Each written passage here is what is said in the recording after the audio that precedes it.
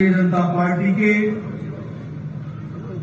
हमारे प्रदेश के अध्यक्ष श्री राजीव भट्टाचार्य जी, हमारे प्रदेश के यशस्वी मुख्यमंत्री सम्मानीय माणिक शाह जी, हमारे पूर्व मुख्यमंत्री और राज्यसभा के सांसद विप्लव देव जी, भारत सरकार में मंत्री बहन प्रतिमा भौमिक जी, पूर्व उप मुख्यमंत्री विष्णुदेव बर्मन जी, यहाँ के लोकप्रिय सांसद रेवती जी, हमारे सम्मित पात्रा जी, महेश शर्मा जी, यहाँ मंच पर उपस्थित सभी मंत्रीगण, हमारे विधायकगण और यहाँ इतनी बड़ी संख्या में एकत्र आए देवी और सज्जनों, मेरे नौजवान साथी और मीडिया के मेरे साथी, प्रिंट मीडिया और इलेक्ट्रॉनिक मीडिया के मेरे साथी।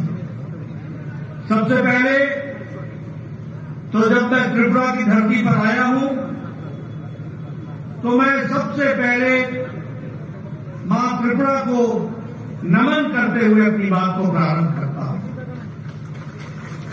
त्रिपुरेश्वरी माता जी की आशीर्वाद लेकर अपनी बात को आप सबके सामने रखना चाहता हूं। और जब मैं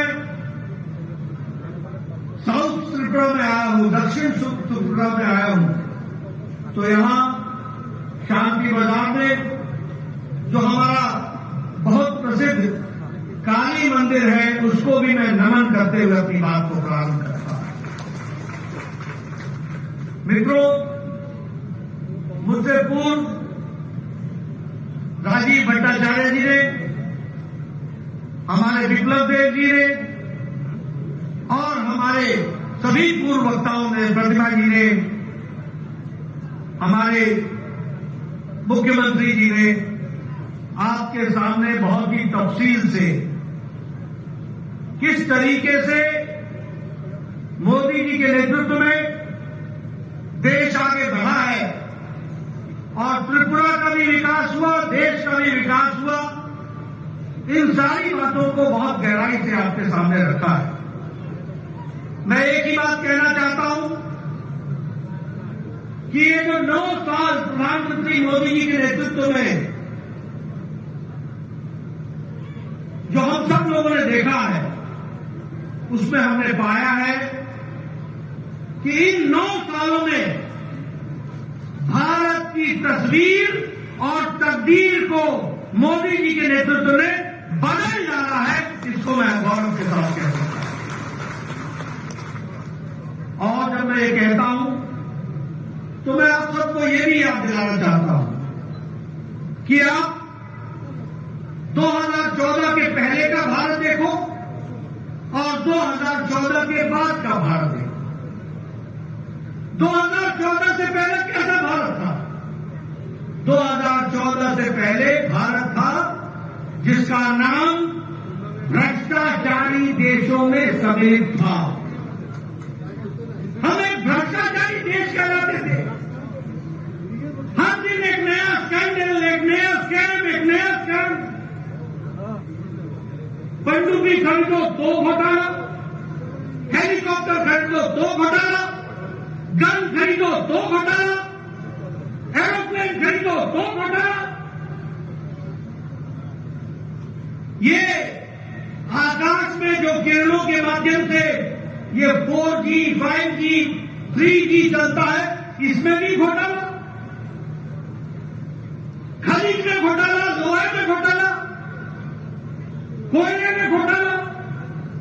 यानी यूपीए की सरकार में 2014 में न जमीन छोड़ा, न आकाश छोड़ा, न पाताल छोड़ा, तीनों जगह भ्रष्टाचार ही किया। ये यूपीए की सरकार हमको देखने को मिली। ऊपर से निर्णय न लेना ही निर्णय है, पॉलिसी पैरालिसिस। उस समय का रक्षा मंत्री कहता था कि बॉर्डर पर सड़क न बनाना यही हमारा डिफेंस है, यही हमारी रक्षा है। कि न सड़क होगी और न ही दुश्मन आ पाएगा। ये भूल जाते थे कि चाइना ने हमारे बॉर्डर तक सड़क बना दी है, उसको मिनट लगेगा घुसने में। लेकिन आज मोदी जी ने 13,125 किलोमीटर की सड़क बनाकर सारे बॉर्डर को सुरक्षित कर दिया है। ये भी हमको ध्यान रखना है। तो एक समय था भ्रष्टाचारी देश, निर्णय न लेने वाला देश, अनिर्णय की स्थिति में रहने वाला देश, वंशवाद से ग्रसित देश, और वहां से आदरणीय मोदी जी ने 2014 के बाद निर्णय लेने वाला देश, मजबूत देश, कड़वे फैसले करने वाला देश, आम आदमी को राहत मिल सके इसके लिए काम करने वाला देश बनाया।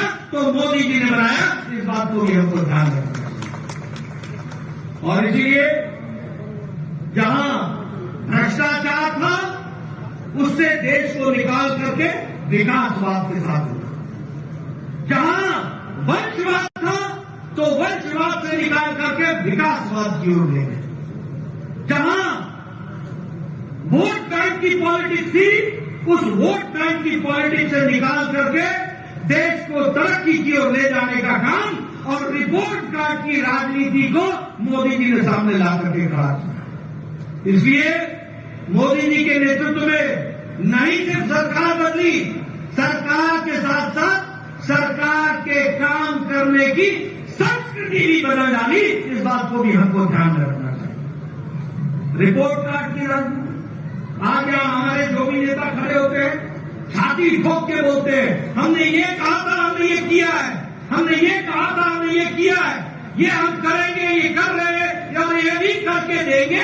इस बात को कहा है तो भारतीय जनता पार्टी ने कहा। और इसीलिए जब हम विकास की बात करते हैं, आपको जान करके खुशी होगी कि सड़कों के लिए, रोड्स, नेशनल हाईवे के लिए, इंफ्रास्ट्रक्चर के लिए 18 लाख करोड़ रुपए 2014 से 2022 के बीच में खर्च हुआ है। और इस साल 10 लाख करोड़ रुपए सिर्फ इंफ्रास्ट्रक्चर पर खर्च हो रहा है, सिर्फ इंफ्रास्ट्रक्चर पर खर्च हो रहा है। रेलवे लाइन, रोड, अब मैं अगर कंस्ट्रक्शन की बात करूं, एक समय में प्रतिदिन 12 किलोमीटर नेशनल हाईवे बनता था एक दिन में, और आज 29 किलोमीटर प्रतिदिन नेशनल हाईवे बनाया जा रहा है। ये भी हमको ध्यान रखना है। उसी तरीके से नेशनल हाईवे पिछले 9 सालों में 54,000 किलोमीटर बने, 54,000 किलोमीटर। और त्रिपुरा में पिछले 6 सालों में 300 किलोमीटर नेशनल हाईवे बन करके तैयार हुआ है। ये भी हमको याद रखना है। ये जो अगरतला से शांति बाजार तक और ये जो साउथ त्रिपुरा है, अब ये नेशनल हाईवे है कि नहीं है? ये नेशनल हाईवे किसने दिया? 2016 में मोदी जी ने दिया और नितिन गडकरी जी ने काम करा करके ये भी आपको दिया। और आज 6 नेशनल हाईवे आज त्रिपुरा में उनका काम चल रहा है और वह आपको त्रिपुरा को दिया गया है। उसी तरीके से अगर हम बात करें तो 37,000 किलोमीटर रेलवे ट्रैक को इलेक्ट्रीफाई कर दिया गया, यानी अब 37,000 किलोमीटर की सड़क रेलवे ट्रैक पर इलेक्ट्रिक की ट्रेन दौड़ती है, इलेक्ट्रिफिकेशन हो गया है। यह भी हमको ध्यान रखना चाहिए। और अगरतला से अकुरा रेल लिंक, जिसका इंडियन साइड जो भारतीय साइड है उसमें 5.40 किलोमीटर 460 किलोमीटर, ये टोनियर, ये जो हमारा नॉर्थ ईस्ट हमारा डिपार्टमेंट है उसके माध्यम से इसका काम हुआ है। और 6.8 किलोमीटर ये बांग्लादेश में जो रेलवे ट्रैक बन रहा है, इसका खर्च मिनिस्ट्री ऑफ एक्सटर्नल अफेयर्स, विदेश मंत्रालय ने दिया है। और अब अगरतला से कलकत्ता जाने का समय 31 घंटे से घट करके 10 घंटे हो जाएगा। ये विकास की नई कहानी की जा रही है। ये है बदलता भारत। पहले हम बांग्लादेश में के माध्यम से सोच नहीं सकते। आज हमने रेलवे ट्रैक के काम को आगे बढ़ाया। आपको जान करके खुशी भी होगी और आश्चर्य भी होगा। खुशी ये होगी कि आज 9 साल के अंदर 74 एयरपोर्ट बने हैं, 74 एयरपोर्ट, और उसके साथ साथ 70 साल में 74 एयरपोर्ट बने, और मोदी जी के नेतृत्व में 9 साल के अंदर 74 एयरपोर्ट बने हैं। ये भी हमको ध्यान रखना चाहिए। आज नॉर्थ ईस्ट में 7 नए एयरपोर्ट बन रहे हैं। सभी कैपिटल को जोड़ने का प्रयास हो रहा है या कैपिटल के नजदीक एयरपोर्ट बनाने का इंतजाम हो रहा है। अगर हम गांव की सड़क बोले तो आपको जान करके आश्चर्य होगा, पिछले 9 साल में 3,28,000 सड़क ऑल वेदर रोड गांव को जोड़ने के लिए बनी है, और 61,000 गांव हैबिटेशन को पक्की सड़क से जोड़ने का काम पिछले 9 साल में हुआ। अगर मैं शांति और सुरक्षा की बात करूं तो मैंने पहले कहा 13,125 किलोमीटर, क्षमा करिएगा 13,525 किलोमीटर बॉर्डर रोड बन करके तैयार हो गया है, और एक नहीं 2 ब्रिज बन करके, एक तरफ से जाने का, एक तरफ से आने का, हर मौसम में 2 दिन के अंदर, 1 दिन के अंदर अपनी फौज को बॉर्डर पर पहुंचाने का काम किया। तो नरेंद्र मोदी जी ने किया, ये भी हमको ध्यान में रखना है। आप सबको मालूम ही है, हम नारा लगाते थे, एक देश में 2 निशान, 2 विधान, 2 प्रधान नहीं चलेंगे। जम्मू कश्मीर में धारा 370 लगी हुई थी। मोदी जी ने 6 अगस्त 2019 को पार्लियामेंट में खड़े होकर के अमित शाह जी की रणनीति ने काम किया, और मोदी जी की इच्छा शक्ति ने तय किया, और धारा 370 को धाराशाही कर दिया, और कश्मीर को संपूर्णता के साथ भारत से जोड़ दिया। ये भी हमको ध्यान रखना। उसी तरीके से अगर मैं बात करूं तो हमारे यहां विकास की दृष्टि से डिफेंस के प्रोडक्शन में 99% एक तो 7,500 करोड़ रुपए का जो प्रोक्योरमेंट है वो हुआ है, और उसी तरीके से 2,71,000 का 2022-23 में प्रोक्योरमेंट हो रहा है डिफेंस प्रोडक्ट्स का, और जिसमें से 99% भारत की इंडस्ट्री बना रही है। ये आत्मनिर्भर भारत की ओर जाने का विषय है। आपको मालूम होगा, चाइना के साथ डोकलाम स्टैंड ऑफ हुआ, चाइना की फौजें खड़ी रही तो सामने भारत की फौज भी डट के खड़ी रही और उनको वहीं पर रोका। ये भी आपको मालूम। एयर स्ट्राइक, सर्जिकल स्ट्राइक, ये सब चीजें आप जानते हैं। कभी किसी भारत के प्रधानमंत्री ने कहा था कि तुमने बहुत बड़ी गलती कर दी है, तुमको इसका खमियाजा भुगतना पड़ेगा, घर में घुस करके मारेंगे। और ये था सर्जिकल स्ट्राइक जो आपने देखा, ये था एयर स्ट्राइक, ये भी आपने देखा। टेररिज्म का जिसको कहते हैं कि नो टॉलरेंस, जीरो टॉलरेंस। अगर मैं बात करूं आत्मनिर्भरता की, तो आज भारत AK-203 बनाने लगा है, असॉल्ट राइफल बनाने लगा है, उसी तरीके से प्रचंड हेलीकॉप्टर बनाने लगा है, उसी तरीके से INS विक्रांत भारत ने लड़ाकू जहाज बना करके दिखा दिया है, और भारत की फौज में वो बेड़ा में वो शामिल हुआ है। ये भी हमको ध्यान में रखना। अगर मैं सुशासन की बात करूं, क्योंकि हम जब 9 साल मना रहे हैं तो सेवा, सुशासन और गरीब कल्याण, ये जो सुशासन की हम बात करते हैं, एक समय में भारत का प्रधानमंत्री स्वर्गीय राजीव गांधी बोलते थे कि मैं दिल्ली से 1 रुपए भेजता हूं तो 85 पैसे पता नहीं किनके हाथों में लग जाते हैं, और सिर्फ 15 पैसे ही पहुंचते हैं, सिर्फ 15 पैसे। आज बदलता भारत मोदी जी के नेतृत्व में 22,40,000 करोड़ रुपए लोगों के खाते में, बैंक में पहुंचा दिया गया। ये बदलता भारत है, लोगों को डायरेक्ट बेनिफिट ट्रांसफर पहुंचाया गया। कितना? 22,40,000 करोड़, जिसमें से 2 20,000 करोड़ रुपए, लाख करोड़ रुपए, ये जो पिलफरेज हो जाता था, ये जो बीच में बिचौलिए खा लेते थे, इसको भी रोकने का काम किया है। कितना?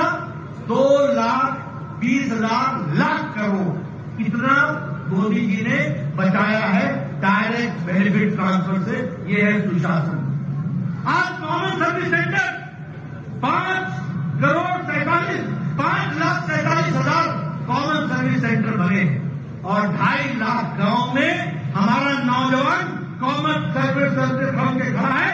और आज किसी भी गांव में कॉमन सर्विस सेंटर में जाकर के भारत सरकार और त्रिपुरा सरकार की तमाम योजनाओं का उपयोग आप कर सकते हैं और उसका डिजिटलाइजेशन के माध्यम से आप उसका उपयोग कर सकते हैं। बदलता भारत कैसा है? बदलता भारत ऐसा है जिसमें हम 10वें नंबर की आर्थिक व्यवस्था थे, 10वें नंबर। और मोदी जी के नेतृत्व में जिस ब्रिटेन ने, जिस इंग्लैंड ने हमको 200 साल राज किया, उसको पछाड़ करके आज भारत 5वीं सबसे बड़ी अर्थव्यवस्था बन गई है। स्टील के मैन्युफैक्चर में, इस्पात के मैन्युफैक्चर में हम 4थे नंबर पर खड़े थे, आज हम 2रे नंबर पर खड़े हैं। अगर हम बात करें टॉय इंडस्ट्री में, आपको याद होगा मन की बात में मोदी जी ने कहा था कि विदेशी खिलौने मत खरीदो, भारत के खिलौनों पर विश्वास रखो। आपको जान करके खुशी होगी कि खिलौनों का खपत नहीं, खिलौनों का एक्सपोर्ट यानी दूसरे देशों को बेचने का काम भारत में तिगुना बढ़ गया है, 3 टाइम्स बढ़ गया है। और अब भारत खिलौने ले नहीं रहा है, खिलौने बाहर के देशों को बेच रहा है। यह परिस्थिति आकर के खड़ी। उसी तरीके से जापान, जो गाड़ियों के जाना जाता था कार के, उसको पिछाड़ करके अब Bharat 3rd largest market automobile की बन गई है, 3री लार्जेस्ट मार्केट ऑटोमोबाइल की बन गई है।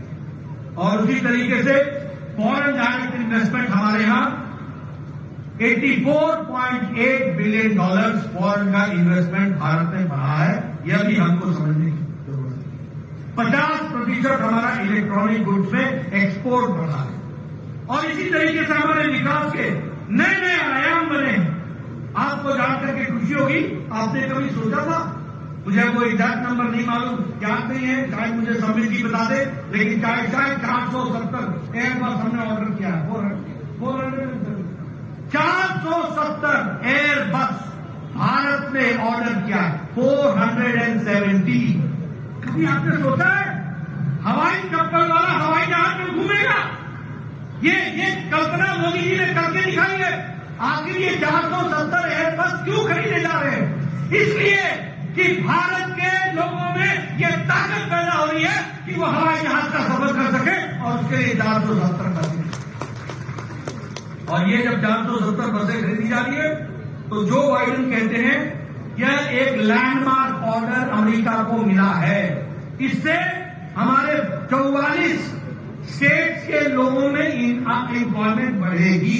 ये जो बाइडेन कहते हैं भारत अमेरिका के राष्ट्रपति। उसी तरीके से रोल्स रॉयस के जो इंजिन हैं वो एयरबस खरीदेगा और इसके लिए यूके के प्रधानमंत्री ये कहते हैं कि इस समय 2050 तक भारत दुनिया की 3री सबसे बड़ी अर्थव्यवस्था बन जाएगी। ये ऋषि सुनक हो रही है।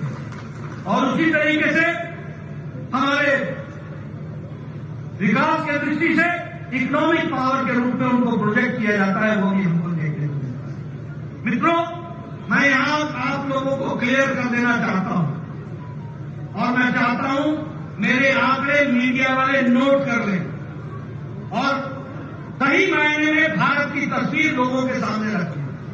ये जो कांग्रेसी भाई हैं ना और ये सीपीएम के, ये अनपढ़ लोग, क्षमा करिएगा मैं शब्द बोल रहा हूं अनपढ़, इनको पढ़ाई लिखाई से कोई वास्ता नहीं। जहां खड़े होते गरीबी, बेरोजगारी, अरे रोजगार के बारे में उन्होंने बता दिया। आज 5th लार्जेस्ट इकॉनमी बन रही है। अगर रोजगार नहीं होता तो ये इकॉनमी कैसे बनती? अगर हम सबसे बड़ी इकॉनमी बनने की तरफ बढ़ रहे हैं तो रोजगार के साधन देने का काम भी भारत कर रहा है, ये हमको समझना है।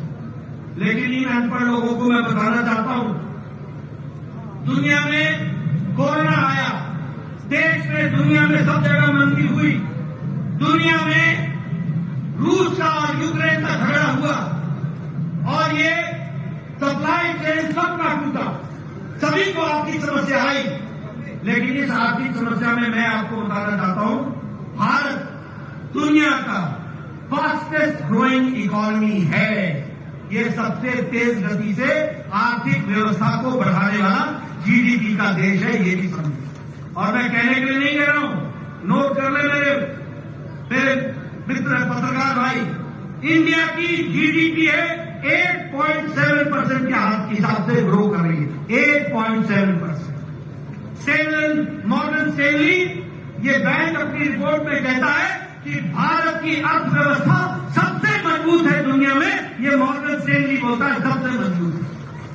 और ऑस्ट्रेलिया की विकास दर क्या है, जीडीपी क्या है, 2.2, India 8.7, Australia 2.2%, Germany 2.6%, south Korea 4.1%, Canada 4.5%, Brazil 4.6%, south Africa 4.9%, USA United states of America 5.9%, France 6.8%, United kingdom 7.5% और इंडिया 8.7% पे खड़ा है। ये हमको ध्यान रखना। अब मैं अगर महंगाई की बात करूं, इन्फ्लेशन की बात करूं, ये अनपढ़ कांग्रेसी भाइयों को समझा देना, ये महंगाई बोलते हैं ना, इनकी महंगाई हमने देखी है। आप बड़े महंगे हो गए हो आज, आपको नहीं पता चलता कि सच्चाई क्या है। मैं आपको बताना चाहता हूं, इन्फ्लेशन इंडिया 4.2% पर खड़ा है, यूनाइटेड स्टेट्स 4.9% पे खड़ा है, फ्रांस 5.1% पर खड़ा है, यूरो एरिया 6.1% पर खड़ा है, ऑस्ट्रेलिया 7% पर खड़ा है, इटली 7.69% पर खड़ा है, यूनाइटेड किंगडम 8.7% पर खड़ा है। और खाद्य सामग्री का इन्फ्लेशन, महंगाई, खाने के सामान की महंगाई, वो भी जोड़ लो, इंडिया 2.9% पर खड़ा है, 2.91%। यूएस यूनाइटेड स्टेट्स अमेरिका 6.7% पे खड़ा है, फ्रांस 14.7% पे खड़ा है, यानी फ्रांस में महंगाई 14.7% से बढ़ रही है, जर्मनी 14.5% से खड़ा है, यूरोपियन यूनियन 16.4% से खड़ा है, स्वीडन 16.8% से खड़ा है, यूके यूनाइटेड किंगडम इंग्लैंड 18% पर खड़ा है, पाकिस्तान 48.65 पर खड़ा है और भारत 2.91% पर खड़ा है। ये है बदलता भारत। मैं चाहूंगा इन आंकड़ों को मेरे पत्रकार बंधु जरा दुनिया की तस्वीर दिखाओ, क्या पाकिस्तान, क्या श्रीलंका और क्या भारत और क्या अमेरिका, क्या फ्रांस, क्या इटली, क्या जर्मनी, क्या स्विट्जरलैंड, भारत कहां पर खड़ा है? आज ब्राइट स्पॉट है तो वो भारत है, भारत है, भारत।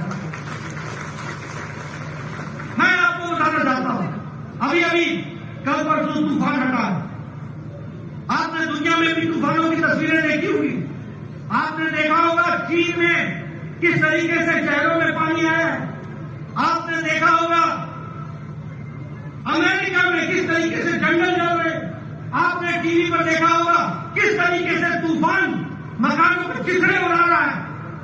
लेकिन ये भारत है, बदलता भारत, जहां तूफान आने से पहले हमारे साइंटिस्ट और हमारी इक्विपमेंट्स इतनी मजबूत मोदी जी ने लगाई है कि हमें 1-1.5 सप्ताह पहले पता चल जाता है कि तूफान कब आएगा, कहां आएगा, कितनी जोर से आएगा और उसकी कैसे व्यवस्था करनी। और आप देखिए परसों तूफान आया, प्रधानमंत्री मोदी जी ने 1 हफ्ते पहले से तैयारी, 1 लाख लोगों को सुरक्षित स्थानों पर पहुंचाया गया, 1 लाख लोगों को। उसी तरीके से यह भी बताया गया कि 125 किलोमीटर की स्पीड से आएगा। पेड़ उखड़ गए, प्रकृति पर किसी का जोर नहीं, लेकिन जान माल का नुकसान नहीं होने दिया। ये प्रधानमंत्री मोदी जी की तस्वीर को ध्यान में रखकर के हमको ध्यान रखना चाहिए।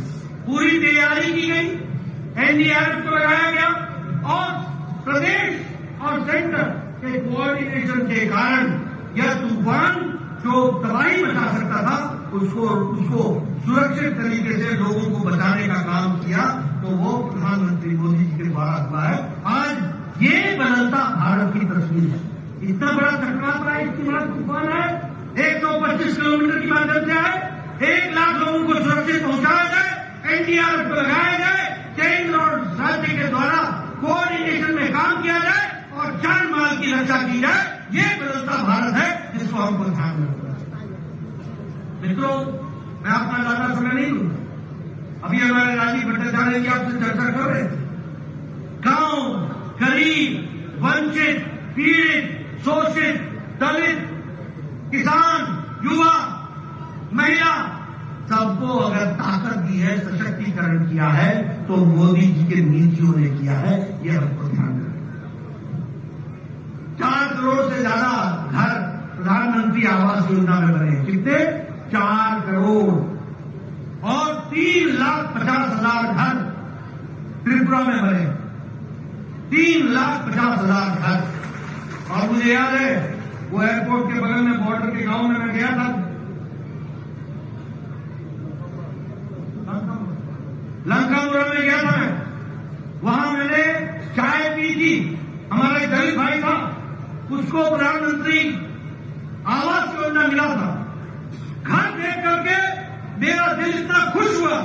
2 कमरे, बेडरूम, 1 किचन अलग से, 1 शौचालय अलग से, किचन में गैस का चूल्हा, सामने कोर्टयार्ड, ऊपर छत, पक्का मकान और घर का मालिक नहीं, मालकिन उसकी मालिक। यह है प्रधानमंत्री आवास योजना, यह है महिला सशक्तिकरण। कितना दिया? 4 करोड़ घर, 3,50,000 त्रिपुरा। मित्रों, ये जो हमारे एमएलए साहिबान बैठे हैं ना, ये बड़े खुशनसीब हैं कि इनको प्रधानमंत्री मोदी जी जैसा मिला है। मैं 1993 में 1993 में पहली बार एमएलए बन गया था। मैं आपको घटना सुनाना चाहता हूं। मेरा वीडियो आता था मेरे पास, नड्डा साहब आपको खुशखबरी सुनानी है, सुनो। कहता था कि आपको इंदिरा आवास योजना में एक पंचायत में 1 घर मिला है, बताइए किसको दे। मैं कहता था मेरी तबीयत खराब हो जाती। मैं सोचता था मैं कैसे न्याय करूंगा, 1 अनाथ 100 बीमार, कैसे ही इंदिरा आवास को मैं बांटूंगा, किसको दूंगा, किस गरीब को मैं उसके आंसू पहुंचूंगा। 1 पंचायत में 1 घर 1 साल में। ये तस्वीर हमने देखी है। मैं वीडियो को बोलता था जो सबसे गरीब आपको लगता है उसको आप दे दो, मैं फैसला नहीं करता।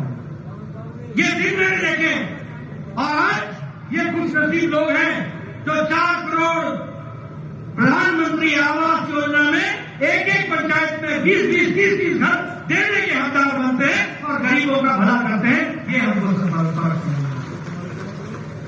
उसी तरीके से आज 11 करोड़ शौचालय बन गए, 12 करोड़ शौचालय बन गए। गांव में बहनें सूर्योदय और सूर्यास्त का इंतजार करती। आपने वो दिन याद नहीं है?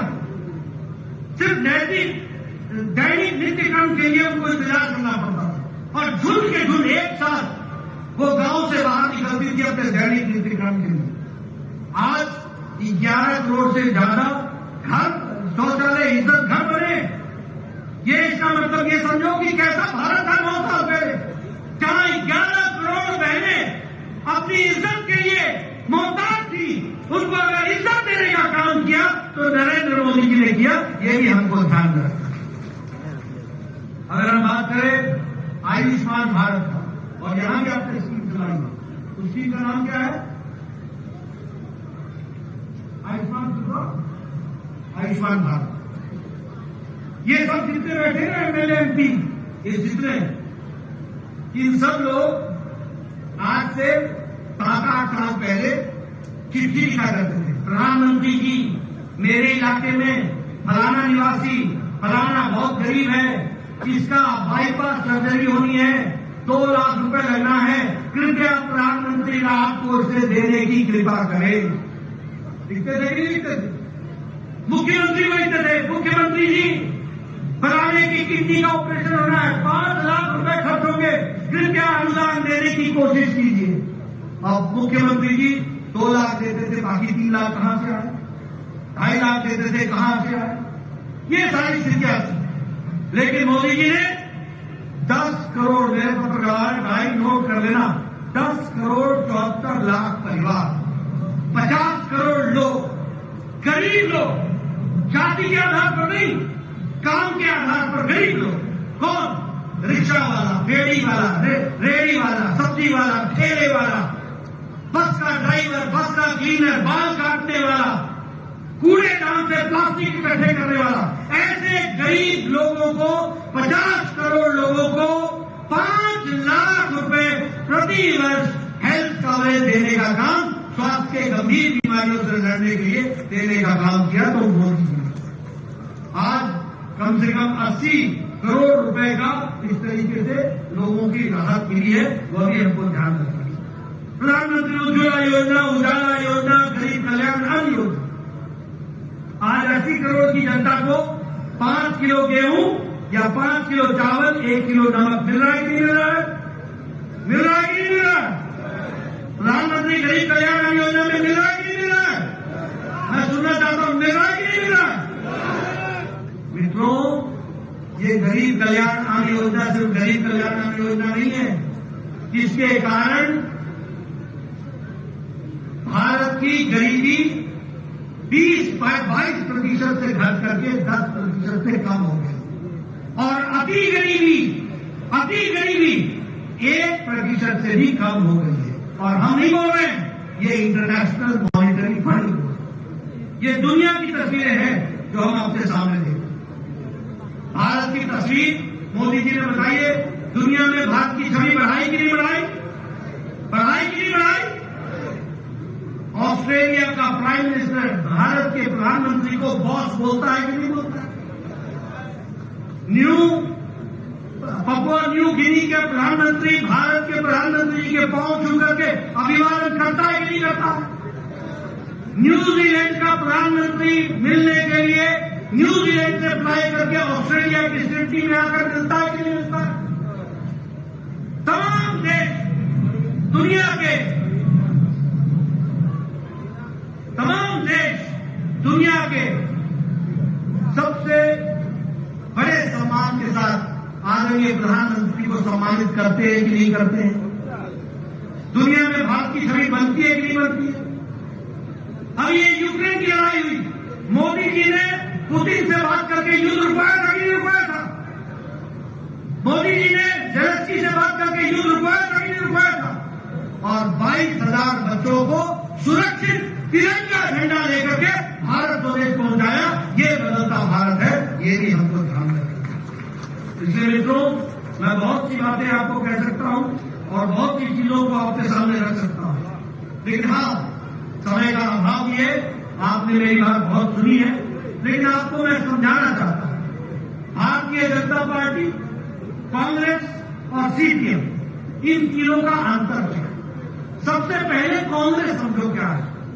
कांग्रेस का मतलब है करप्शन, कांग्रेस का मतलब है भ्रष्टाचार, कांग्रेस का मतलब है कमीशन, कांग्रेस का मतलब है नॉन गवर्नेंस, कुशासन, कांग्रेस का मतलब है पॉलिसी पैरालिसिस, कांग्रेस का मतलब है भाई भतीजावाद, नेपोटिज्म, कांग्रेस का मतलब है परिवारवाद, कांग्रेस का मतलब है failure of law and order, Congress का मतलब, और सीपीएम का मतलब क्या है?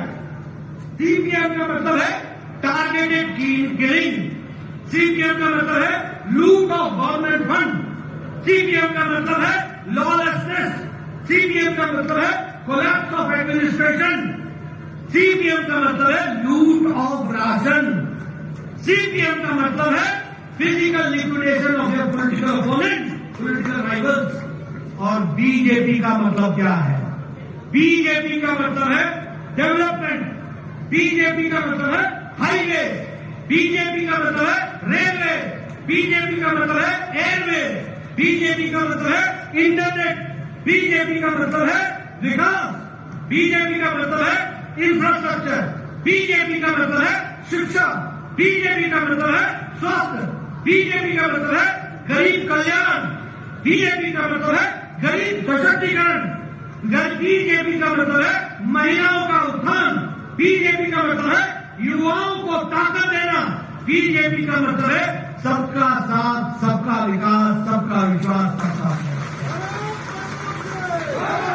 इसलिए मित्रों, आप साफ साफ तस्वीर समझ लो, कांग्रेस किन बातों के लिए खड़ी होती है, सीपीएम ने आपको किस तरीके का राज दिया, और आज पहले विप्लव देव और अम्बानी साहब के नेतृत्व में त्रिपुरा को मोदी जी के आशीर्वाद से किस तेजी से आगे बढ़ा रहे हैं, इसको भी आपको ध्यान में रखना है। आपका ज्यादा समय न लेता हुआ आपको 9 साल की मैं बधाई भी देता हूं, और ये ध्यान में रखिए कि हमको देश को मजबूती लाने के लिए स्टेबिलिटी लानी होगी, मोदी जी को ताकत देना होगा, भारतीय जनता पार्टी को मजबूती देनी होगी, कमल को खिलाना पड़ेगा, और कमल को खिला करके त्रिपुरा को आगे बढ़ाएंगे, देश का योगदान बढ़ाएंगे, देश को आगे बढ़ाएंगे। इन्हीं शब्दों के साथ बहुत बहुत धन्यवाद। जय